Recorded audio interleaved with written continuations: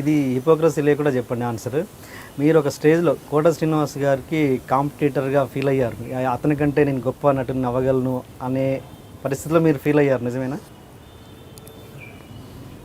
కోట శ్రీనివాసరావు గురించి చెప్తా. కోట శ్రీనివాసరావు గారి ఉండే ఇంట్లో అతనితో నాటకం ఆడుతూ అతని చేత అన్నం కల్పించుకుని ముద్దలు తిన్నవాడిని నేను.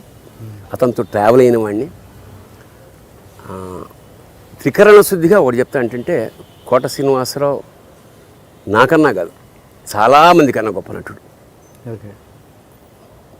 ఈ was never a competition to me. అయితే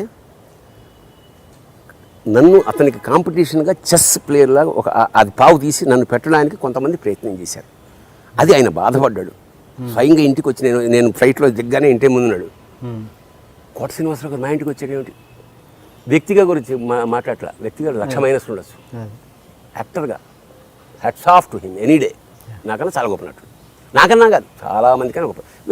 వెయిటింగ్ ఇంకా భరణి ఆ వేషం నువ్వు వేస్తున్నావు కదా, వెయ్యకు. ఎందుకు సార్ నన్ను తీసేసి నీకు ఇస్తున్నారు ఆ వేషం, వేయకు. మరి నేను వేయకపోతే వాళ్ళు పెద్దవాళ్ళు సార్, మరి నాకు సర్వైవల్ లేదు కదా, ఏంటి నాకన్నా గొప్ప, నేను ఇప్పిస్తాను ముందా అంటే మీరు ఇప్పిస్తే వేయాల్సిన స్థితి నాకు లేదు. అయితే వేస్తా అంటావు, తప్పదు సార్ మీరు చెప్పేసాను, వెయ్యనల్లా అబద్ధం ఆడలేదంట, వేస్తా. మీకన్నా గొప్పగా వేసాను లేదా అది పక్కన, నిజానికి గొప్పగా వేయలేదు. కోట శ్రీనివాసరావు వేసి ఉంటేనే ఆ సినిమా బాగుండేది.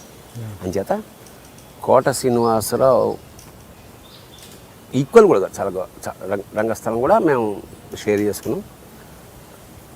కోట శ్రీనివాసరావు నిర్బంధంగా ఎప్పుడూ నాకు పోటీ కాదు, నాకన్నా మంచి నటుడు.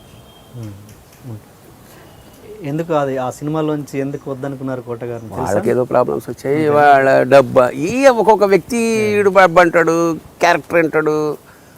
అది అతను వచ్చాడు, మీరు వేయాలి వేషం అండి.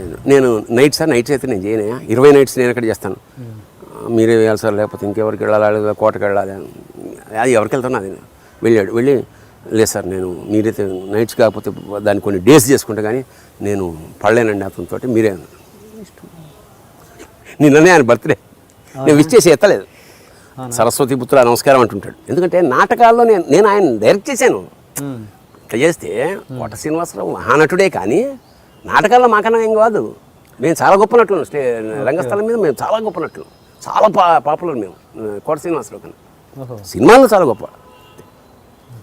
ఏంటి తేడా అక్కడికి ఇక్కడికి అంటే మా పాత్రలు. ఇప్పుడు అతనికి క్లిక్ అయిన తర్వాత మంచి పాత్రలు వస్తారు, మంచి పాత్రల వల్ల ఎలివేట్ అవుతాడు. ఇప్పుడు అంతే కదా. ఇప్పుడు ప్రకాష్ రాజ్లా చేసేవాళ్ళు చాలామంది ఉన్నారు, కానీ ప్రకాష్ రాజ్ కోసం రాసే పాత్రల వల్ల అతను ఎలివేట్ అవుతాడు.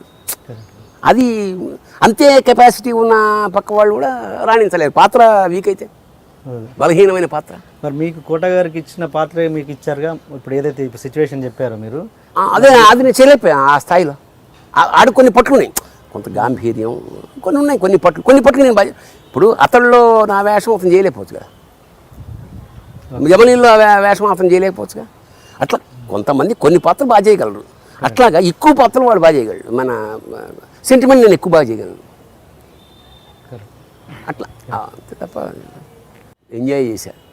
వేషాలు రైటర్ని అయ్యా, అసలు ఏమీ కష్టపడలే. పంపు కింద నీళ్లు తాగాను, ఇలా వెయిట్ చేశాను, ఏమి అబద్ధాలు. హాయిగా ఎంజాయ్ చేసి వదులుకున్నా. వద్దు నాకు వేషం, వద్దు నాకు సినిమా అనే స్థితికి నేను ఉన్నా.